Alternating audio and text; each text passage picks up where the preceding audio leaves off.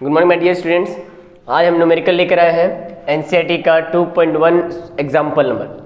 Question दिया है, question को पढ़ते हैं, उसे डायग्राम में कन्वर्ट करते हैं और देखते हैं कि हमें क्या गिवन है और क्या निकालना है, फाइंड आउट करना है। Calculate the mole fraction of ethylene glycol. Ethylene glycol का फॉर्मूला आपको दे दिया है C2H6O2।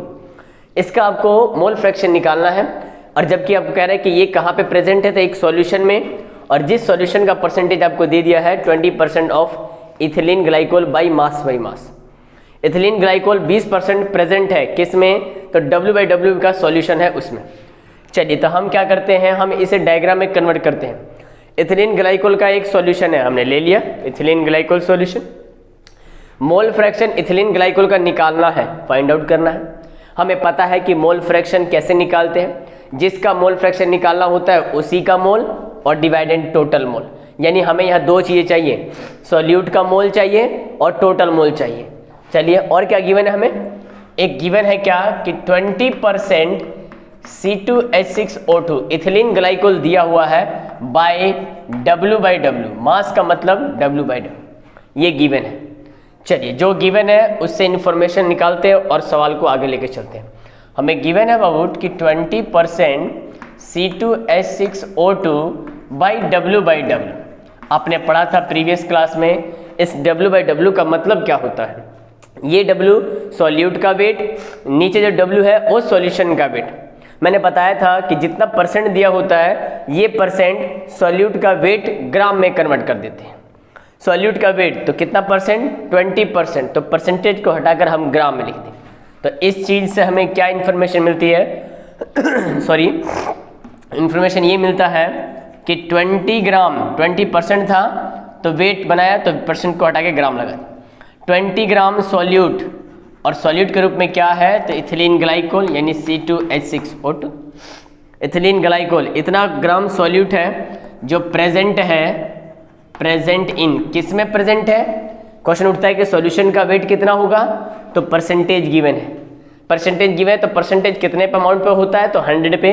इसलिए हम सॉल्यूशन के वेट को कितना मान के चलेंगे, तो 100 ग्राम सॉल्यूशन। इस छोटी सी बात का ये मतलब होता है, ये आपको पता होना चाहिए। चलिए हमें पता चल गया सॉल्यूट का वेट कितना है, सॉल्यूशन का वेट कितना है। बट देखिए मोल फ्रैक्शन निकालने के लिए हमें मोल चाहिए। यहाँ तो सॉल्यूट का वेट गिवन है, हम इसका मोल निकाल सकते हैं, बिल्कुल निकाल सकते हैं। आपने पढ़ा मोल इज इक्वल टू क्या होता है, वो होता है वेट ऑफ सॉल्यूट। सॉल्यूट का वेट किस में होना चाहिए, ग्राम, डिवाइडेड उसका अपना वेट, जिसे हम यहाँ इंडिकेट कर रहे हैं फॉर्मूला वेट से। आइए तो हम यहाँ निकालते हैं कि now mole of solute, mole of solute, solute का मोल, सॉल्यूट के रूप में इस्तेमाल क्या है C2H6O2। इसका मोल कितना, आपने कहा जिसका मोल निकालना है ना, उसका गिवन वेट कितना है 20 ग्राम, डिवाइडेड इसका फॉर्मूला वेट। तो आप कैलकुलेट कर सकते हैं इसका फॉर्मूला वेट C2H6O2 कैलकुलेट कर लिए। एक कार्बन का वेट 12 होता है, ऐसे ऐसे 2 कार्बन, प्लस एक हाइड्रोजन का वेट 1 है और ऐसे ऐसे 6 कार्बन, प्लस एक ऑक्सीजन का वेट 16 है, ऐसे ऐसे 2 का। टोटल वैल्यू कैलकुलेट कीजिएगा, आ जाएगा 68। आइए करके देखते हैं। 12 2 जा 24 प्लस 6 प्लस 32, 24 प्लस 6 30 प्लस 30 60, और यहाँ 62, तो ये वेट आया कितना 62। इसी 62 वेट आया, ये वेट जो आता है ये 1 मोल का होता है, तो मोल के लिए इतने ग्राम पर मोल, 1 मोल के लिए तो मोल आ जाता है। तो ग्राम से ग्राम कैंसिल, ये जो आएगा वैल्यू किस में आएगा, मोल में आएगा। तो इस वैल्यू को आप कैलकुलेट करेंगे तो ये मोल आ जाएगा कितना, ये मोल आ जाएगा आपका कितना 0.32, इतना क्या आ गया मोल। किसका मोल, सॉल्यूट का मोल। मोल फ्रैक्शन के लिए सॉल्यूट का तो मोल चाहिए, आ गया भाई सॉल्यूट का। नीचे टोटल मोल, टोटल मोल का मतलब सॉल्यूशन बनता है सॉल्यूट प्लस सॉल्वेंट, तो पहले सॉल्वेंट का भी मोल आपको निकालना पड़ेगा। तो क्या आपको सॉल्वेंट का वेट पता है, नहीं पता है। आपको सॉल्यूशन का वेट पता है सॉरी, सॉल्यूशन का वेट पता है, सॉल्यूट का वेट पता है। तो सॉल्यूशन के वेट में से सॉल्यूट के वेट को माइनस कर देंगे तो क्या सॉल्वेंट का वेट नहीं आ जाएगा, बिल्कुल आ जाएगा। नाउ अब वेट ऑफ सॉल्वेंट, सॉल्वेंट का वेट, तो सॉल्यूशन का वेट है 100, यहाँ से गिवन माइनस कर देना है सॉल्यूट का वेट 20, आ जाएगा 80 ग्राम। ये किसका वेट आया? सॉल्वेंट का।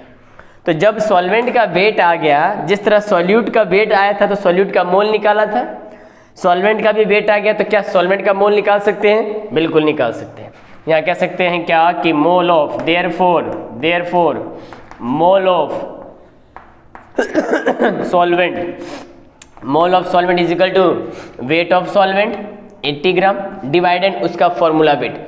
बताइए सॉल्वेंट के रूप में क्या इस्तेमाल किया है? वाटर है, तो वाटर का मोलिकुलर मास 18 ग्राम पर मोल, ग्राम से ग्राम कैंसिल, इसको डिवाइड कीजिएगा, इसका वैल्यू आ जाएगा आपका कितना? तो 4.44, इतने क्या आ गए? मोल आ गए। हमें दो चीज़ें चाहिए थी भाई, दोनों का मोल चाहिए था, एक तो ये आ गया मोल और दूसरा हमारे पास ये आया मोल।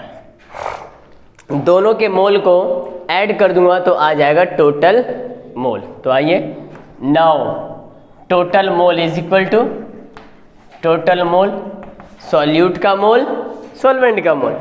सॉल्यूट का मोल 0.32 प्लस सॉल्वेंट का मोल 4.44, तो 4.44 ऐड कर दीजिए भाई, 4 + 2 6, 4 + 3 7 और ये 4.76, ये आया हमारा टोटल मोल। चलिए अब निकालते हैं हम किसका? तो मोल फ्रैक्शन इथिलीन ग्लाइकोल का। आइए फटाफट से अब मोल फ्रैक्शन निकाल देते हैं इसका। मोल फ्रैक्शन सॉरी, आइए मोल फ्रैक्शन, ये रसायन मोल फ्रैक्शन किसका? Mole fraction ethylene glycol C2H6O2, C2H6O2, C2H6O2, जिसका मोल फ्रैक्शन निकालना है उसी का मोल।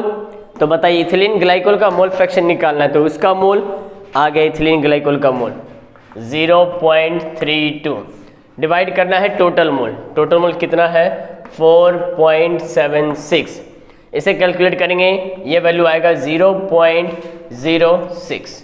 आ गया हमारा मोल फ्रैक्शन किसका? तो सॉल्यूट का। सॉल्यूट का मोल फ्रैक्शन आ गया। अब आप चाहें तो सॉल्वेंट का भी मोल फ्रैक्शन निकाल सकते हैं।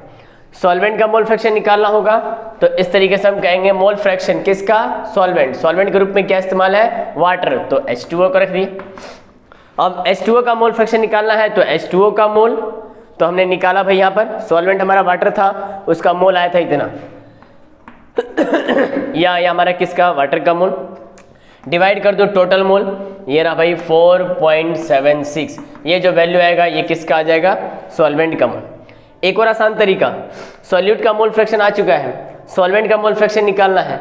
हमने पढ़ा मोल फ्रैक्शन ऑफ किसका? Solute plus mole fraction of किसका? सॉल्वेंट का, दोनों का सम किसके इक्वल? 1 के इक्वल। तो सॉल्यूट का तो मोल फ्रैक्शन निकाल दिया, कितना निकाला मोल फ्रैक्शन? तो 0.06।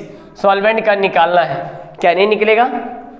इसे निकालना है, इसे यहीं छोड़ देंगे, इस पार्ट को उठा के उधर भेज देंगे, तो mole fraction of solvent is equal to हो जाता है 1 माइनस, ये पॉजिटिव का वैल्यू उधर जाएगा तो माइनस कर देंगे, है ना, 0.93 के समथिंग ये आ जाएगा सॉल्वेंट का मोल। इस तरीके से हमने देखा कि मोल फ्रैक्शन किस तरह से कैलकुलेट करते हैं। नेक्स्ट लेक्चर में हम एनसीईआरटी का नेक्स्ट एग्जाम्पल लेके आएंगे आपके सामने, ठीक है। तब तक के लिए लाइक शेयर सब्सक्राइब कर दीजिए, अच्छा लगे तो। मिलते हैं नेक्स्ट लेक्चर में।